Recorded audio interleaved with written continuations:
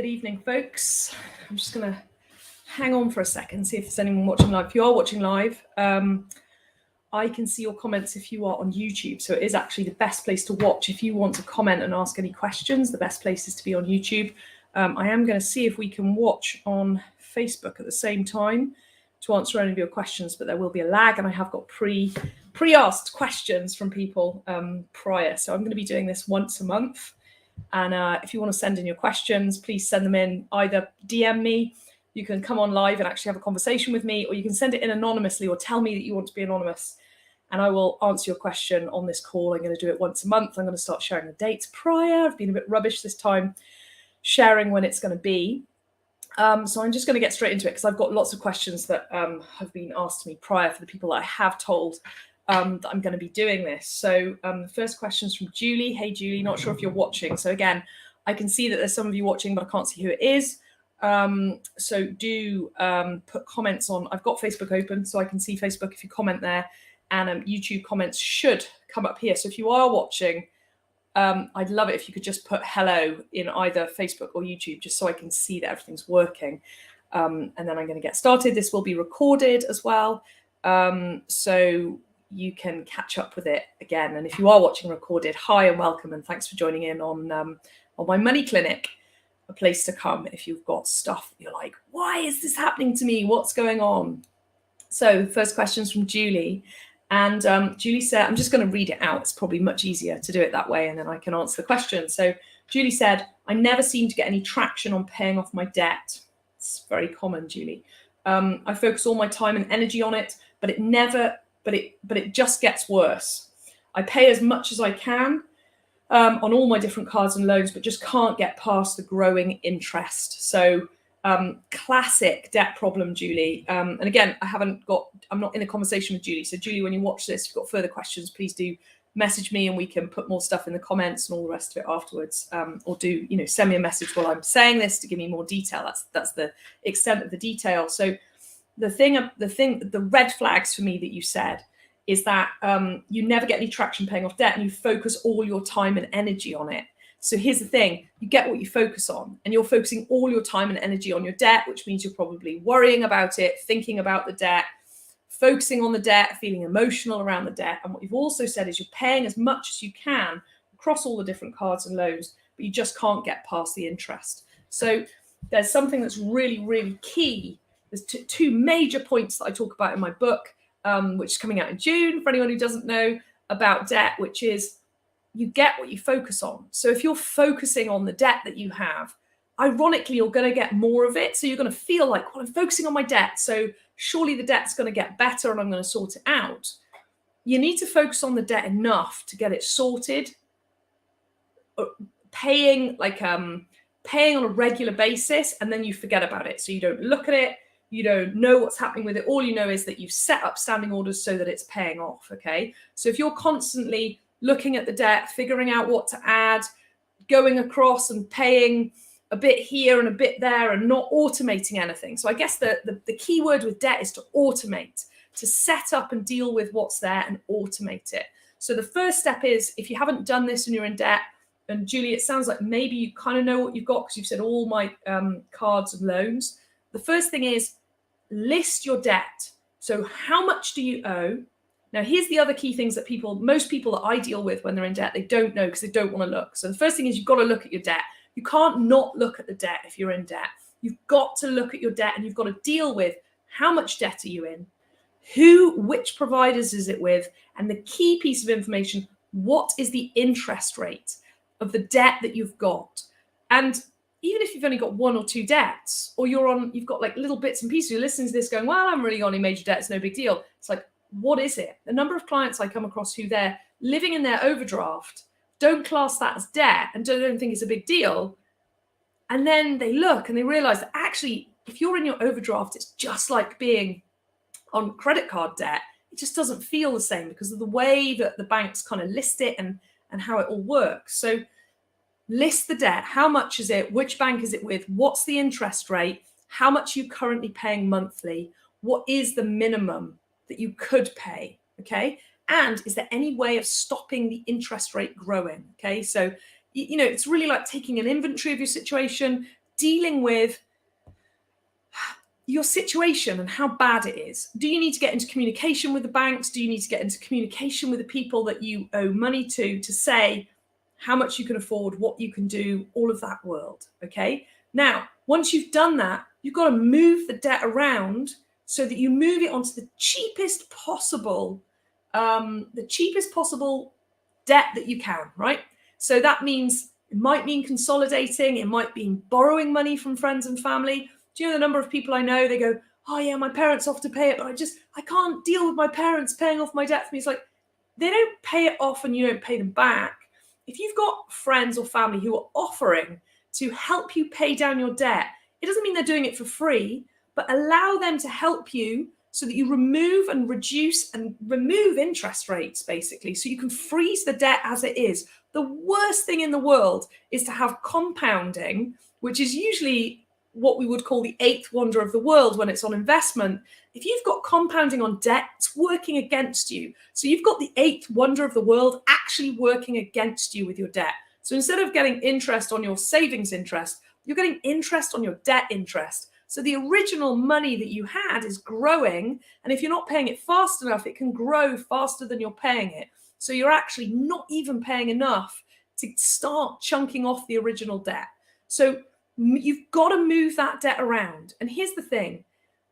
Shame grows when we don't talk about stuff. Shame grows when we don't share the problems that we're in, or the mishaps that we've had, or the money that we spent that we didn't really have. If you don't share that with people and shine a light on it and list it, no one can help you.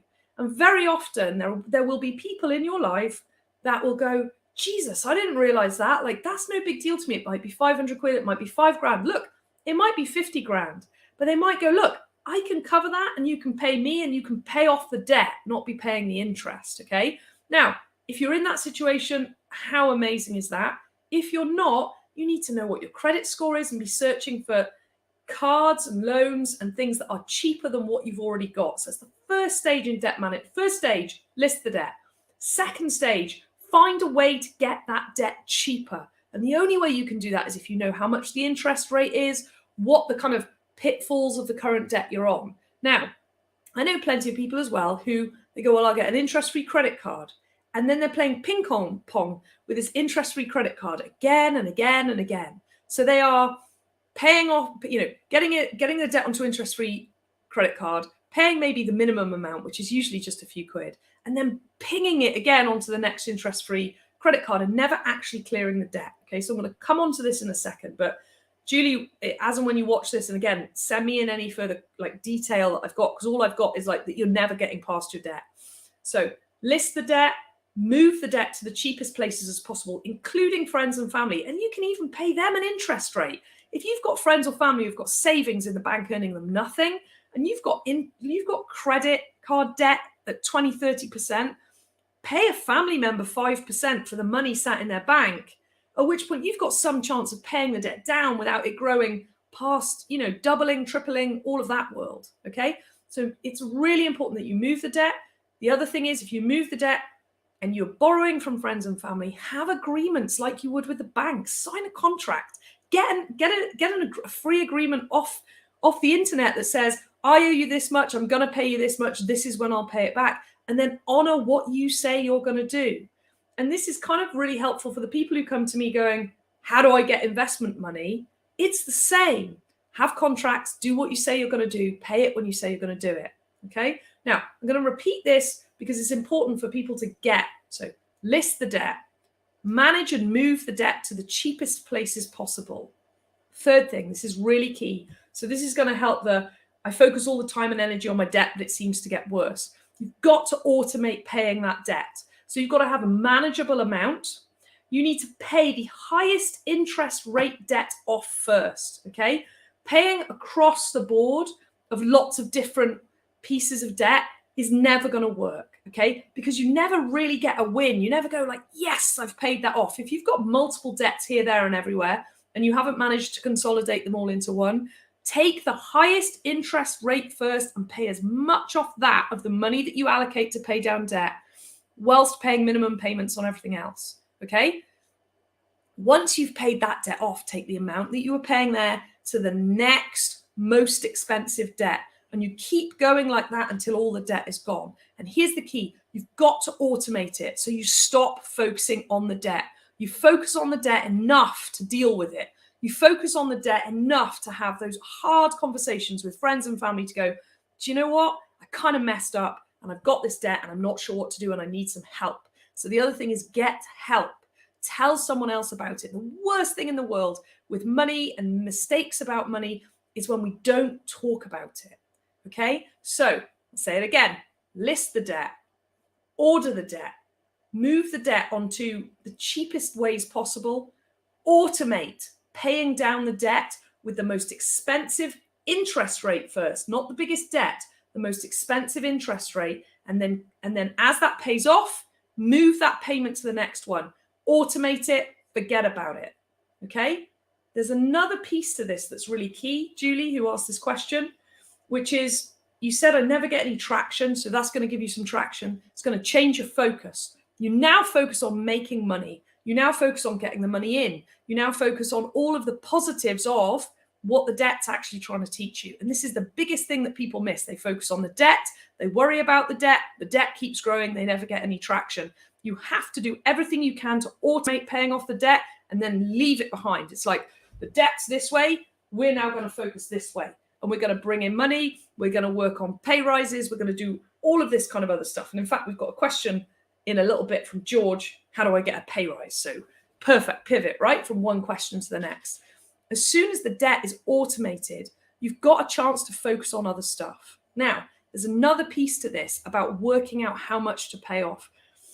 If you are leaving every penny you have to paying off the debt, now, if you're on a 30% interest rate, A, you need to see if you can get it frozen. But B, you do need to get it gone as quickly as you can. And what really works with paying down debt is actually working it out so that it's manageable, but you still have some money for some fun. Because if you go out of balance, it's like a highly restrictive diet where you only eat 800 calories a day and you're basically craving that muffin or craving that hamburger or whatever your thing is, and then you go and have a blowout. And money's the same. If you don't have balance around your money, if you don't set, like, this is what I'm paying for the debt, and this is where I'm going to have a bit of fun. And as more money comes in, you go, okay, well, 80% of the debt, 20% I'm going to go and have some fun. As the debt's paid off, the magic happens. The amount you've been paying off in debt, you start saving to invest. Okay? So, Julie, I hope that answers your question. And again, if anyone's watching this and you're in debt and you've got like a specific question, you want to send me more detail, my website is alexlouisethomas.com, or message me on whatever service you're watching this and send in send me the detail of this question. Everything can be confidential. You don't have to, I don't have to mention your name. And if you want to, jump on live with me. We'll have a conversation and we'll really get down to the nitty gritty of what your situation is and what the problem is you're trying to solve. Okay. So, great question, Julie. I mean, that's such a massive one for so many people. So, Bob from London, this is a very different question now. Bob from London says, where is the best place to buy houses? Well, if I had £1 for every time someone asks me that question, I would be an even richer lady than I am already. So here's the thing about that question. There is no one place that is the best place to invest. Okay? There's no magic place to invest. It depends what your goals are. So if you want to buy enough houses to buy a boat and disappear off into the world and never have to deal with your property portfolio again, there's going to be a certain type of property investment that's the investment for you. If you're really hands-on and you're a trade and you live somewhere where you can buy houses locally and you want to be really hands-on management, there's going to be a certain type of house for you. So Bob, I invite you to come back to me from London and say, what's your dream? What's your goal? When you've got enough houses to never work again, how are you going to spend your time? Because if you're going to be on a sailing boat with no internet, having a highly managed portfolio of, say, emergency housing or HMOs or even holiday lets that, you start managing, that's not going to work. Okay. So my question to anyone who asks me, where is the best place to buy houses, is always, I don't know. What do you want? And until you answer that, I can't answer your question of where's the best place to buy houses, because if I said anything like, oh, well, X and Y, Z in the valleys has got this investment and that's going really well and you get a great yield here, I'm doing you a disservice. And it's how I coach as well. If anyone ever asks me, what's this deal like? I want to know who you are. How does it fit with your lifestyle? How does it work with your values? Are you interested in beautiful houses in nice places and holiday lets, like one of my groups, my joint venture groups, Igloo is? Or are you interested in emergency housing and helping a certain demographic of people, like JR Board, one of my other groups is? Like, really, each and every one of my investment groups has a different thing that they care about and a thing that they do. Same for me, right? I have different things that I'm into. I'm now looking at buying hotels with my joint venture partner because that excites me. So if you showed me the best deal in the world that was a single let, I'm not interested because it's not aligned with where I want to go. So Bob from London, the best place to buy houses depends on what your ultimate outcome is. And if you can share that with me, I can share with you probably some of the best places to buy houses in. And likewise, if you're watching this and you've kind of got that question, it's back to you. How do you want to spend your time? What's important to you? What do you care about? What do you not care about? And then you'll be able to start answering what's the best place. And also added into that is, where do you live and where do you want to end up living? Because actually, that's going to play a factor. My houses that I've got in the north of England are a nightmare for me to manage. They're a real pain. All the ones I have in South Wales, they're great. I can pop in, I can sort them out, I can see what's really going on. Just much easier. I like that. And there are property coaches out there who will say, buy anywhere in the UK, no problem. All of that, it'll be fine. I say to that, maybe that is for some people, but it doesn't work for most people. So, who do you know where the houses are? Have you got contacts there? I have got groups that are spread up in England who are going to invest in Wales, but they have my whole contact book. They have all of my other groups who most of them are in South Wales. So they have enough contacts to be able to manage it fairly easily. And they've got people they trust that are on the ground that can call over and pop over. So where do you live? What's important to you? What do you value? What are you going to do when you're financially free? That will actually answer the question about where you buy the houses. Cool. Whew, time is going, 20 minutes already. So Amanda, hey, Amanda, my partner earns more than me, and I find it impossible to keep up with him. He wants to move to a bigger house, but I can't afford my share. He earns 3 times more than me. Wow, that's a biggie, right? Disparities in earnings. It's a huge one. And it's actually really simple to work out. And it goes like this. And again, I don't know, he earns 3 times as much as you. So I don't know if you're on 20 and he's on 60, or you're on 60 and he's on 180. It doesn't really matter, right? 3 times more is 3 times more. And it sounds like you guys you're trying to match his input. So you're saying you can't move to a bigger house because you can't afford your share. Well, my assertion is your share is wrong. And again, I don't have the benefit of the actual figures, right? But if you're trying to match the amount that he can put into buying a house, the game is flawed. Because if he's earning 3 times as much as you, and anyone watching this, it's like most people don't earn the same amount. So what really works, and this, if you follow this strategy, it will work across time. It will always work depending on who's earning what. And that is, you put in the percentage relative to your earning.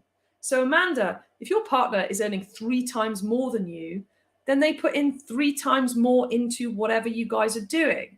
Now, again, I don't know if you're married. I don't know how long you've been together. I don't know what your financial arrangements are. There's a whole world of conversation there. But a really basic, simple thing within an intimate relationship to sort money out when you're buying a house or renting or paying bills or contributing in any way to a household is that you put in proportionate to what you earn. So if one of you earns 3 times as much, that person contributes 3 times as much to the household. Likewise, that person's going to have 3 times as much spending money, holiday money, fun money. But the minute you try and match a partner who's earning a lot more than you, that is a recipe for feeling like shit. And it's a recipe for ending up resenting them and also never feeling good enough and possibly losing a relationship that could be amazing if you just have a conversation about money. The one thing that really kills relationships around money is dishonesty And I don't mean in a malicious way, dishonesty. I mean in a way of like, if you don't share what you're dealing with, like, Amanda, it's great that you've messaged me, and speak to them and go, I'm really struggling here. You're earning 3 times as much. I can't keep up. Maybe your career means that you'll never earn as much as your partner. Maybe even if you get to how much they're earning, they then jump ahead and they've had, even bigger pay rises. When this happens with women, when we have children, it's like you might want to stay at home, or you might be with a guy who wants to stay at home because you're the main breadwinner if you're a woman. It doesn't matter what the gender is. The point is who's earning what. And if you have conversations around contribution based on earning percentage, all of that goes away. There's no trying to match each other. There's no trying to keep up. There's no, someone's better than someone and all of that. You literally just deal with, well, I earn this and I earn that, and those 2 figures as a percentage is this, and we'll put that money in to a joint account and then we'll pay for everything. Okay. And then you can go, well, can we afford a bigger house? And you can have a look and you can go, yeah, look, we can, because I can put 10 grand in and you can put 30 grand in, and away we go. So that's one way. Another way is you have different responsibilities for different things within the house. So if you're in a relationship where, again, the money is different, it doesn't matter who's earning more. You go, well, what can I be responsible for and what can you be responsible for? And then you, quote unquote, cut your cloth appropriately. So, for example, to give you like real life example, my husband and I were just accountable for different parts in the household. And then as things move and adjust, we check that each other's okay and is it working and how is it? So I take care of kids, animals, holidays, food, any like domestic staff that we have, like cleaners, nannies, that kind of thing. And he takes care of the mortgage, the bills, and all of that. And actually, when it comes out in the wash, it's probably not too dissimilar. But I also know that, if I need to, I can budget, and vice versa. So can he. And as things change, we talk.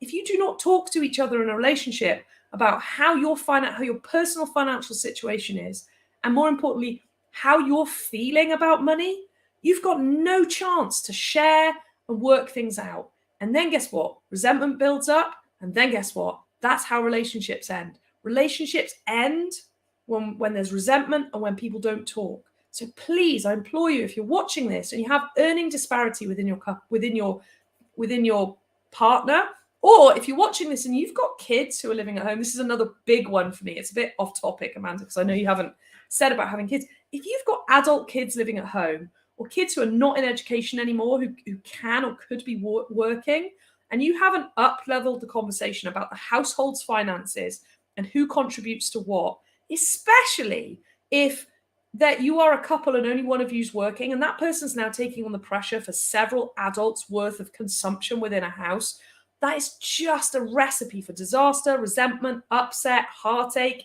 you name it, right? It goes on and on and on.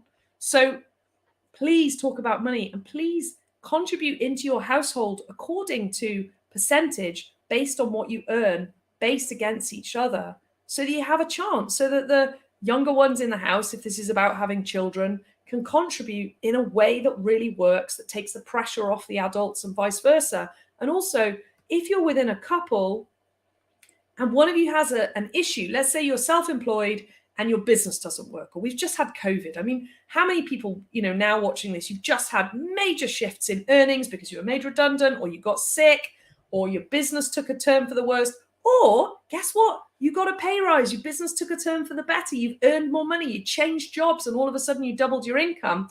Those are the times to have the conversations within a couple to go, hey, look, let's have a look at the money again. Let's share the burden for this house appropriate to the proportion that we're bringing in.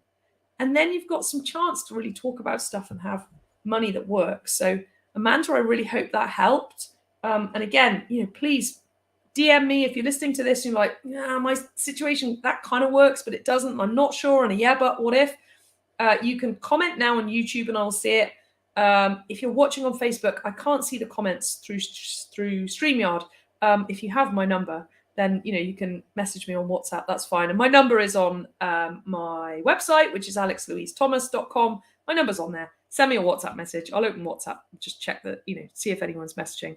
If you've got a yeah, but what if, I'm not sure. I've still got pre-asked questions, so I have plenty to talk about If you don't have anything to ask and you're just enjoying the show, like I hope it's adding value. So I will open WhatsApp so I can see that if anyone's got any questions. George, how do I get a pay rise in work? George, you didn't give me much to go on, dude. Literally, that was the question. So if you're watching, which I don't know if you are or not, please, drop me a message and give me some more information. But I can talk a lot about this, right? And it feeds in brilliantly from Julie's question at the beginning. And if you just joined us and you kind of want to go, what does Julie say? It's like the recording will be available on YouTube and I'll post it on Facebook. But it feeds in nicely for once you're getting out of debt, how do you make more money? And most people try and get pay rises whilst doing the same thing. And they don't realize that jobs are often based, the money that you are paid is based on the value to do with the job. It's not based on your value. So if you are in a minimum wage or any job that has like, this is what that job is worth, that's not what you're worth. That's what the job is worth. So cleaning is a brilliant example that everyone can get their heads around. Cleaning, which by the way, the price is going up because cleaners are hard to find at the moment. Cleaning has a rate per hour that is deemed the value for a cleaner. Okay. It's a job that most people can do. And yes, we can have a conversation about there are also terrible cleaners and not everyone can clean. I would say I'm a terrible cleaner and I wouldn't actually be any good at it if I did it for a living, right? I'm not a detailed person. And whenever I wash up, everyone in the house laughs at me because it's terrible. Okay. But generally, it's not a very highly skilled job. Most people can do it if they put their minds to it. And it has a rate that is per hour. That's just the rate. So even if you've been cleaning for 10 years, it doesn't matter. The rate is on the cleaning. Okay. Now, if you've been cleaning for 10 years, you might have experience and be able to employ other cleaners and build a cleaning business and get more business in. Fine. That's a different thing. That's employing people. Okay. So the first question, George, you have to ask yourself is, does that job have any way of giving you any more money? Because it might not. If you are doing a job that is like, there are other people that could just come in and do it, you might have reached the top of your job rate. Now, if you haven't, and then there are other people that are getting paid more than you for doing the same job, have a look. Why are they getting paid more? Do they show up early? Are they always on time? Are they always smart? Do they go the extra mile? Do they do stuff that other people don't do? What's the reason they're getting paid more than you? Have a look and really, it's a bit like the debt question. It's like, sit down and take an inventory of what's going on. So can you get paid more in the job that you're doing? If not, what else could you do in that industry to get paid more? So the cleaning analogy, taking on people, all of that world. If you're self-employed, it's about getting in more business. It's about getting better business. It's about putting your prices up. Most people don't charge enough. Anyone of my clients watching this will laugh. They're like, oh, she's always saying put our prices up. Most people don't charge enough for what they do. Most people aren't realistic about what it takes to do what they do. Most people underestimate, if you're self-employed watching this, you underestimate how long it takes to do what you're going to do, and then you charge the wrong amount. Okay? So what is it that you're doing that can be paid more? And if you're in a job that you can't get paid anymore, then ask yourself, well, what else can I do? What's my skill set? Where can I add value that I can get paid more? Okay? And to get that, you need to understand what your bosses or your employers are looking for. And most businesses are looking to make more money. So if you can find a way, so if you are a cleaner and you can bring in more clients to the cleaning company that you work for, you can ask for a sales commission. Yes, you can still do your cleaning job, but you can actually talk to people, get more clients for your boss, for maybe even for other cleaners, but get paid a commission on that.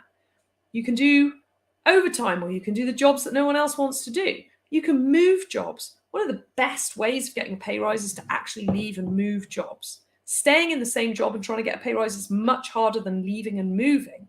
Okay. Again, George, you didn't give me a lot to go on. So I'm just talking generally about how you get a pay rise now. And if you want to, ask me some specific questions, and if you're watching this and it's triggering like yeah, but I do this, how do I get a pay rise? There's always ways to get more money. Okay. There's classic ways of just straight up asking for more money because actually you're doing more stuff than you really are supposed to. So you can point that out and you can say, please can I have some more money? And most bosses will say yes. Bosses generally aren't going to volunteer giving you more money if they don't have to. And if you ask, most of the time you'll find that you can. How could you be more effective to do more work in the same time? How could you bring in more money to the company you work for? Can you move? Yeah, all of these things, but it's asking the right questions. So if you're asking, how do I get a pay rise in work? It's the right starter question. But the next question is, how do I add more value so I can get paid more? Not just, oh, how do I get more money for doing the same thing? So how can you add more value? How can you do things outside of work that can bring you money in elsewhere? How can you solve people's problems? So people get paid because they solve people's problems. So what problems can you solve? And you might have to ask other people you know to be able to do this, right? So what problems can you solve that you just think, yeah, but that's just easy? It's a bit like what I'm doing now, right? To me, it's really easy helping people with their money. So I kind of sometimes undervalue it. Yeah. I also don't, because I charge for coaching. I've written a book. I'm going to sell that, all of that world. Okay. And most people, and I have friends who are coaches who tell me I don't charge enough, right? So the same is said to me. Most people don't charge enough for what they do and don't realize the value that they add, because it's like, well, it's just what I do. So any of you out there who are listening to this who've got a trade, and you're like, yeah, but it's just what I do. It's easy. It's only easy for you. It's not usually easy for the people you help. So I just said I'd be a rubbish cleaner, right? People who are good at cleaning, it's easy for them. I highly value that because I'm not good at it. So whatever you do that's easy, remember, most people don't think it's easy. Most people value you doing it. So how can you add more value and how can you charge for that? How can you solve people's problems? If you change the how do I get a pay rise to those questions, your brain will give you answers that you never dreamed possible. And if you get a few friends together and mastermind on it and get them to answer the question too, how can I add more value? Which problems do I naturally solve? How could I get paid more for what I do already? Yada, yada, yada, and do a mini mastermind, which is why I work with all my clients in groups so they can all help each other. You will be amazed at the answers that come out. And just like with Julie and debt, it's what you focus on. Okay. So if you're focusing on how terrible your boss is and how ripped off you feel and how little money you're on, you'll just get seeing more of that. If you pivot and you focus on how can I add more value? How can I do more things? Yada, yada, yada. You're away. You're winning. You're going to get far more better answers to the questions that you're asking. So quality of your life, and this is Tony Robbins, not me, the quality of your life is directly proportional to the quality of your questions. So ask better questions and be more detailed as well. So I've got 2 more questions. How are we doing for time? 9 o'clock. Let me just go to the next page of my notebook so I can answer the final one. Anonymous. Hello, Anonymous. Why would I go to work when all my benefits get taken off me? What's the point? Ooh, this is a big one, right?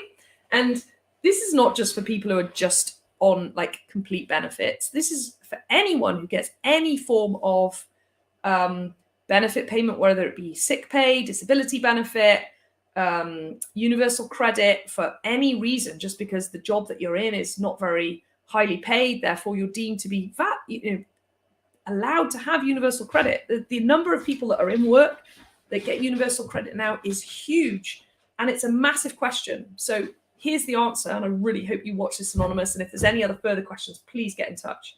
And I am going to find a way to make this more interactive so I can really see all the comments, because I can only see YouTube comments, not Facebook. And I think it just shows me the total number of people watching, and I'm not sure where you're watching from. So anyway, the reason that you go to work is that you have the potential for growth, and you have the potential for more, and you have the potential to do what makes you happy.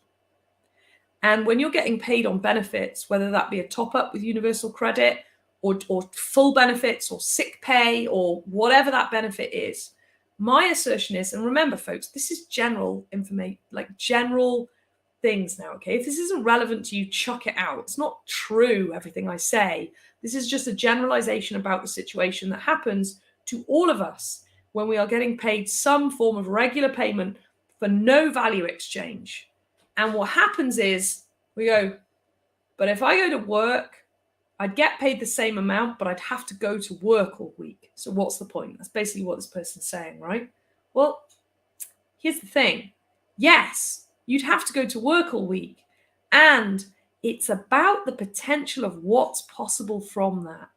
And what's possible from that is you remove the glass ceiling called the most benefits you're going to get. And you start to be able to get paid all sorts of money over and above what the benefits pay you. And if you ask the questions, like the last person did, which is how do I get a pay rise? And you keep answering that, and you keep figuring out what makes you happy, and you keep adding value, and you keep solving problems, you will far outstrip anything you'll ever get paid in benefits. Now, is there a bit in the middle where it's kind of ick and kind of shit? Of course there is. Absolutely there is, right? There's going to be a bit where there's like stuff gets taken off you. You're not quite making the set, because that's the worst, right? You go to work, but now you're making less. So there's this dance, and it's criminal. I'm talking to Sabrina in my podcast about this, about these glass ceilings. The other glass ceilings are the tax brackets, the 20% tax bracket, the 40% tax bracket, the VAT bracket. So anyone listening to this going, this isn't relevant to me, I'm not on benefits. What bracket, what glass ceiling are you avoiding? Because it'll push you into a higher tax bracket, because you'll go VAT registered. Yeah, there are glass ceilings everywhere that people avoid going through because they perceive going through it as worse than staying where they are. The tragedy is you end up staying where you are and never growing past that. Never growing past that. It's like, all right, you've now got to pay 20% tax when you were paying 0% tax. That means you're keeping 80% more money than you were. If you go into the 40% tax bracket, okay, maybe it's time to go limited and start some better tax planning. Maybe it's time to do things a different way. If you're a sole trader and going to hit the VAT threshold, that means you're doing good business. Go VAT registered, play some bigger games, have some more stuff on. The minute any of us have a limit of, but if I do this, this will be taken off me, or if I do this, I'll have to pay more tax, or if I do this, I'll have to pay VAT, we're game over, we're stopped, we're dead in the water, we're stagnant. So the reason, to go back to Anonymous's question, the reason that you go to work when all your benefits get taken off you, and what's the point, is because there's so much more available. There is so much more when you start to go to work and figure out who you want to be in the world, how you want to be in the world. When you get that side hustle, or that, there's an argument to say, if you're on total benefits, man, build your dream business. Because do you know the brilliant thing, and most people are going to watch this in the UK, right? If you're watching this outside of the UK and you don't have a benefit system like we do, we basically can't fail in this country because we have a safety net called the benefit system that you can fuck everything up, but you will still be able to get paid and like have a house and food and money for stuff. We have an NHS, which means that we get medical care that doesn't cost us anything. You cannot fail in the UK. And the irony of that system is it stops people from trying, because then we ask questions like, why would I go to work when I can just get the benefits? Because it's a small game. Because when you're getting paid benefits, you could work on your dream business and get paid those benefits and start building that up and start playing at stuff and go, well, what do I really enjoy? What do I really like? What could I blog about? What could I YouTube about? What could I go and pick up in charity shops and sell over here and start making some money? And yes, at some point you'll get to a point where you make enough money that you don't get that. But one of the upsides of the universal credit system now is that there is a certain amount of moving that. So if you get paid less, you get more universal credit and vice versa. And look, it's not the perfect system. I know it's not. Are there people that fall through the gaps? Of course there are. But if you're playing a game where a system is keeping you small, it's not worth it in the end. You're going to look back and go, man, I wish I'd done something else. Man, I spent all those years hiding under the VAT threshold or staying away from 40% tax and I never got past it. And whatever bracket you're trying to avoid, imagine if you got past it and carried on going and hit the next bracket and then dealt with that problem. That would be a better problem to have than trying to stay small and stay under a bracket, or trying to stay not working so you can collect benefits, whatever that version is for you. So please ask a better question. Ask how you can way out-earn the benefit system, the VAT amount, the tax brackets. there are people out there that can help with that stuff. So anyway, I have spoken for 40 minutes now. I am done. Those are all my questions for this evening. Send me a DM if you found this useful, if you've got a yeah but, a what if you've got a deal you want me to look at, if you've got a money question, a debt question, a property question, any kind of life question, agony aunt type question that relates back to money, please come and ask it. Don't stay stuck. The worst thing in the world is not asking for help. And if I can do this once a month to get people unstuck, game on, I'm here. If you enjoy this kind of stuff and you enjoy what I'm doing and you want to come and work with me and do some more stuff with me, I have a money mastermind course that starts in September that is open for booking now. I have clarity calls on Tuesday evenings. If you go to my website, you can see when the dates of the clarity calls are. You can send me a message. You can sign up for my newsletter. You can pre-order my book. Do you know if you pre-order my book, it's £30 for, oh my God, probably 20 years worth of just crystallized information and exercises and stuff that's going to help you. If you buy it, all the people that pre-order the book get entered into a prize draw, who one person gets the Money Mastermind course for free, which is worth £1,200. So there are many, many ways to get help. There are many, many, many ways to interact with me, talk to me, send me a message, but join in. Don't stay stuck. Staying in a situation where you don't have the money you really want and or need, it's usually want in the West, it doesn't have to be that way. Life can be fun. I was coaching today one of my groups who are, they're not that far off being financially free. And do you know what? Life's really fun when you start focusing on what is possible and what problems you can solve and what you really want. So please, if you're watching this and you're stuck, don't stay stuck. Reach out, come and get some help.